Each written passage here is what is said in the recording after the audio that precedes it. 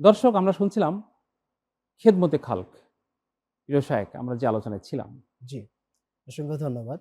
খেদমতে খালকের ২ টি স্তর আছে। খেদমতের আসলে ২ টি স্তর হলো, এক হলো হক্কুল্লাহ, আল্লাহ তাআলার তার খেদমত হয় না, আল্লাহ তাআলার ইবাদত। ইবাদত। আরেকটা বিষয় হলো হক্কুল ইবাদ, অর্থাৎ বান্দার হক। এই বান্দার হকের মধ্যে পৃথিবীর সকল হক, সকল খেদমত, সকল সেবা নিহিত। আমি একজন মানুষ, আমি আমার জন্য নয়। আমার সকল কর্ম, সকল কাজ সবকিছুই হলো অন্যের তরে। সেই ক্ষেত্রে আল্লাহ সুবহানাহু ওয়া তাআলা বলেছেন, আল্লাহ রাসূল সাল্লাল্লাহু আলাইহি ওয়াসাল্লামের বাণী অনুযায়ী যে আল্লাহ তাআলা তার যদি কোনো হক কোনো বান্দা ভুলবশত অথবা ইচ্ছায় ছেড়ে দেয় এবং সে যদি অনুতপ্ত হয় আল্লাহ তাআলার কাছে মাফ চান, আল্লাহ সুবহানাহু ওয়া তাআলা যদি ইচ্ছা করেন তাহলে সে তাকে মাফ করে দিতে পারেন। আপনাদের পারেন।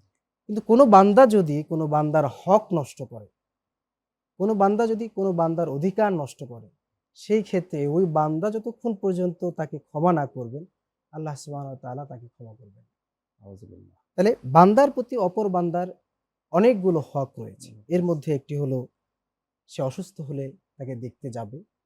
মানুষের মৌলিক চাহিদা যেগুলো আছে, সেগুলো রক্ষার্থে যদি এমন হয় যে আপনি আপনার ভরণ-পোষণে সবটুকু আপনার আছে, কিন্তু আপনার একজন পাশের ভাই অথবা আপনার আপন ভাই, আপনার প্রতিবেশী, সে ৩ বেলায় ১ বেলা খেতে পারছে না। তো আপনার প্রতি, আপনার খাবারের প্রতি তার হক রয়েছে। রমজান মাসে আল্লাহ সুবহানাহু ওয়া তাআলা কোরআন নাজিল করেছেন। কোরআনে আল্লাহ তাআলা যতবার নামাজের কথা বলেছেন, অধিকাংশ জায়গায় তার সাথে যাকাতের কথা বলেছেন।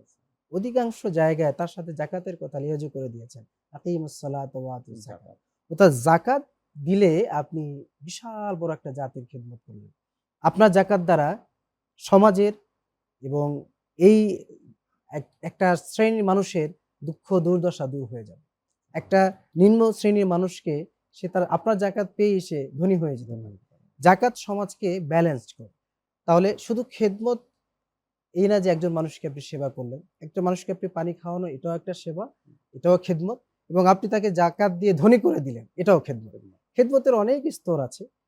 মানুষকে খাবার খাওয়ানো, এতিমকে সহযোগিতা করা, অসুস্থ হলে তাকে দেখতে যাওয়া এবং সর্বোপরি মানুষকে সৎ কাজে সহযোগিতা করা এবং তাকওয়ার কাজে সহযোগিতা করা। এটাই হলো খেদমতে খালেকের প্রধান স্তর। মাশাআল্লাহ, মাশাআল্লাহ। মহান আল্লাহ রাব্বুল আলামিন আমাদের এই মানুষের জন্য, অর্থাৎ মানুষকে সেবা করার এই সুযোগটা যেন, আমাদের এই ট্রেনিংটা যেন আমাদের পবিত্র মাহে রমজান আল্লাহ সুযোগ করে দেন। আমরা সবাই আমিন, বলি আল্লাহুম্মা আমিন। আমিন। আপনাকে অসংখ্য ধন্যবাদ সত্যের আহ্বান এই অনুষ্ঠানে সময় দেওয়ার জন্য। আপনাকে অসংখ্য ধন্যবাদ। প্রিয় দর্শক, আমরা শুনছিলাম খেদমতে খালক। আমাদের সাথে আজকে উপস্থিত ছিলেন কারি মাওলানা হাফেজ শেখ আনাস আম্মার। আমরা আনাস শেখ আম্মারের কাছ থেকে আজকে আমরা চমৎকার আলোচনা শুনলাম।